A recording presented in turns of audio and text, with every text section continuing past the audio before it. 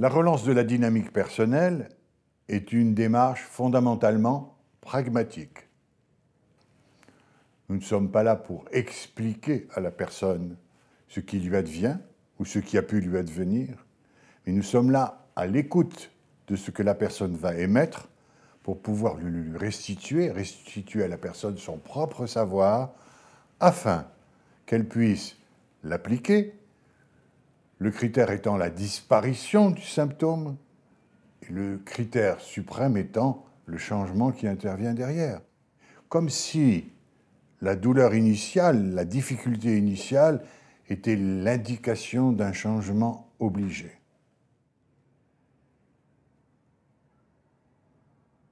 Une approche différente, ni médecine ni psychothérapie, qui offre donc un champ très particulier face aux difficultés contemporaines. Cette approche a été élaborée en une vingtaine d'années et a trouvé un champ d'application dans le cadre institutionnel et dans le cadre privé.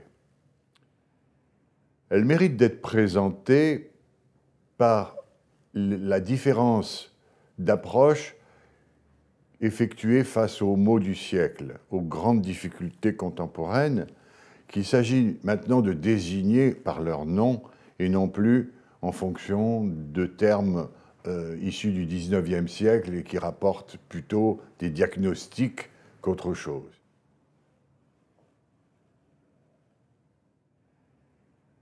Les maux du siècle, tels que nous les envisageons aujourd'hui, sont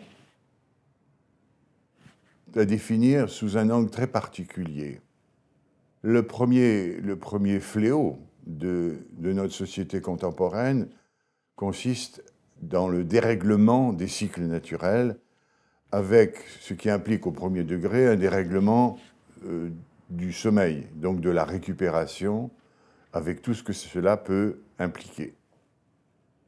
Les approches immédiates concernent ce que l'on appelle couramment les dépressions, ce qui est aussi nommé aujourd'hui le burn-out, et touche évidemment aux troubles du sommeil, mais concerne également un aspect très particulier des pathologies contemporaines que j'appelle le deuil non accompli.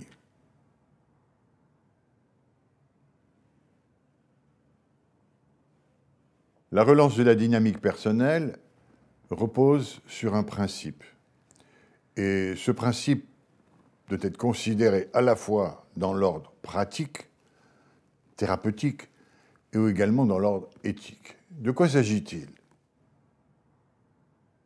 La personne possède en elle-même le savoir de son mieux-être, de ses équilibres. Et tout ce que l'on peut faire de l'extérieur n'est que rappel de ce savoir. Ce fondement n'est pas facile à appliquer dans le cadre relationnel. Il exige une qualité de relation très particulière qui n'a pas été tellement envisagée jusque-là, c'est-à-dire une qualité de relation où, entre l'intervenant et la personne, rien n'existe, ce soit un espace libéré. Libéré de quoi? Libéré de ce que je suis d'abord, moi, en tant que praticien. C'est-à-dire, je ne vais pas intercaler entre moi et l'autre des réalités qui m'appartiennent. Donc, il s'agit de me nettoyer d'une certaine façon. Ce qui fait que cette relation passe par un processus extrêmement simple, finalement, qui a été terriblement compliqué à élaborer, je le dis franchement, mais très simple finalement, un processus qui s'appelle la déprise. Et dans le mécanisme de la déprise, je vais momentanément nettoyer ce qui m'appartient pour être complètement ouvert à ce que l'autre va m'apporter. Voilà le principe et voilà l'exigence que ce principe implique, c'est-à-dire cette qualité relationnelle. Quels sont les critères de la fin d'un travail? Au premier chef, c'est le moment où la personne est elle-même capable de lire ses propres messages et d'y répondre. Elle n'a plus besoin à ce moment-là d'un partenaire, praticienne ou praticien, pour jouer ce rôle. Donc elle est autonomisée, elle est autonome dans cette démarche. Autre critère qu'il convient de considérer, c'est la disparition du symptôme.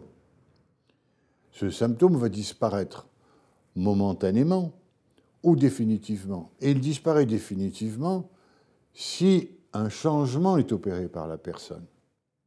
Et si ce changement est là, on peut imaginer qu'il s'agit d'une nouvelle disposition de la personne, d'une relance de sa propre dynamique, et que le travail est terminé en ce sens. Pour expliquer et approfondir la démarche, un volume est en préparation. Il s'intitule « Le cas de Madame H, introduction à la relance de la dynamique personnelle ».